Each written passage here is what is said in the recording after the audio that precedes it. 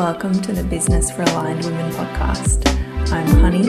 I'm a coach working primarily with women and specialising in aligned business, personal transformation and embodiment. Each week here I'll be sharing business strategy, business advice, tips and tools for you to think more deeply, for you to get more self-aligned, and for you to start your week in the most conscious and intentional way possible. Welcome to today's episode. We're going to keep today short, sharp, and sweet, and we're going to be touching on the basic non-negotiable financial setups that you require if you're running a business. I haven't thought about a recommendation today. Maybe one thing I will recommend now that I'm thinking about it is making your own candles. Candle making has become one of my favorite hobbies. It may become a business, very likely to become a business. This last week, I made a batch of candles for winter. I make a big batch every couple of months. And I made pumpkin pecan pie flavored candles. Our kitchen smells absolutely delicious. Our storage underneath our stairs where all the candles are setting smells scrumptious, and it's so nice to be able to light all of the candles and not have much artificial light at nighttime. So my suggestion is play with making candles if you like making things, if you're a crafts person like I am. All right, let's talk about the bare bones, non-negotiable things that you need to have with your finances. Something that I come across really, really commonly in my business and with my clients is women saying to me that they are fully avoidant of looking at their finances and they are not a numbers person, or they're not good at maths, etc., etc. Hear me when I say this. It does not matter whether you're a numbers person or not. It does not matter if you're good at maths. If you are going to become a business person, you need to know where your finances are at. Now, that could be through an external contractor like a bookkeeper and an accountant, but you need to be able to, either within the click of a few buttons or within an email, receive a report to show what's going on in your business financially. That report needs to tell you your ingoings, your outgoings, so your sales, the expenses that it costs to run your business, and you need to be able to double down and look at each of those things, and you would use that to have a rough idea of how much tax you're going to be needing to pay, and you could also use that as a way to do what we call cash flow projections, which is to look at the months ahead and see how much money's coming in, how much money is coming out. Do you need to sell a few things? Is there something that you need to push? Is there something that's not selling at all? That is something that is required for you if you are a business person. That is just part of it. It is a non-negotiable. It's not something that you can compromise. It's not something that you can avoid. You need to fully take that on.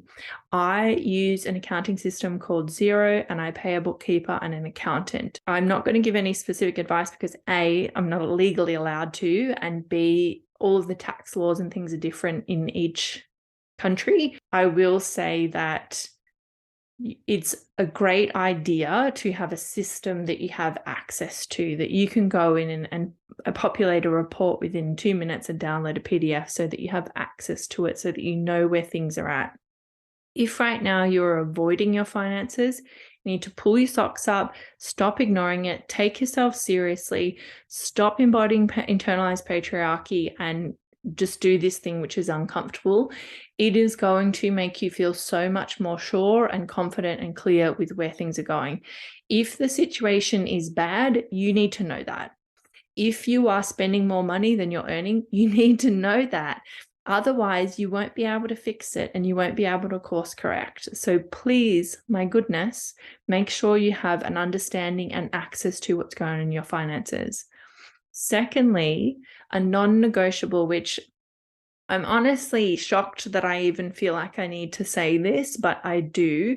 You need to have a separate business bank account, and you can't be spending money or taking money via your personal bank account. Bank accounts for businesses generally have lower fees, so it's not like you're, taking on a huge new fee if you set up that account.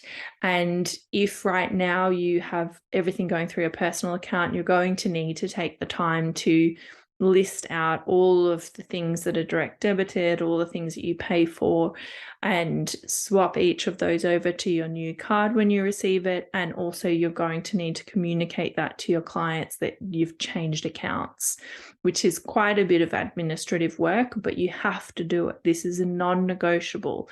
You cannot be muddying up your personal and your professional finances. They need to be separate. The other thing that you need is you need an awareness of what happens tax-wise in your country. So the simplest way to do that is just to hire an accountant, speak to them. For instance, in Australia, if you're earning over $70,000, you need to be paying GST, which is 10%. You will pay it whether you've registered for GST or not. So you have to be aware of what your finances are doing, because if you're outside of Australia, this won't make any sense to you, but if you get to 70,000 and you're not charging GST, that 10% is going to be coming out of your personal pocket. It's little things like that which actually have a big flow-on effect, which is why you need to have access to your finances at all points in time. That is about it for where I want to start with this conversation around finances. You need to have some form of accounting system. If you are in your first or second year of business, that might be a spreadsheet, but ideally you want some kind of system or website where everything's really clear and laid out and you can access figures really quickly. You need to have a separate business account from your personal account, and you need to have an understanding of the tax brackets and the tax requirements of the country that you live in. That might be how much tax you pay according to how much you earn. It might also be how often you would have to pay tax. For instance, if you earn over $70,000 in Australia, you have to pay tax every 3 months. You don't pay tax once a year. You have to do it every 3 months. So these are just a couple of little things. And if you've been wondering about working with me and how much of it is this bare bones kind of just legitimate basic business acumen and foundations, it's a big part of it. It's there. If, we often cover these things in our first session, and continues to shock me how many women are not treating their business seriously enough that they have these really simple structures implemented. Rather than booking a session, I've given you that information today. Go away this week, set all of that stuff up and get it organized. If it's not, if it is organized, give yourself a huge pat on the back, take yourself out, buy yourself a chocolate croissant and a bunch of flowers or a bottle of Prosecco, and congratulate yourself for being organized and sorted out in a way that the majority of women who are running businesses don't happen to be. All right, see you next week.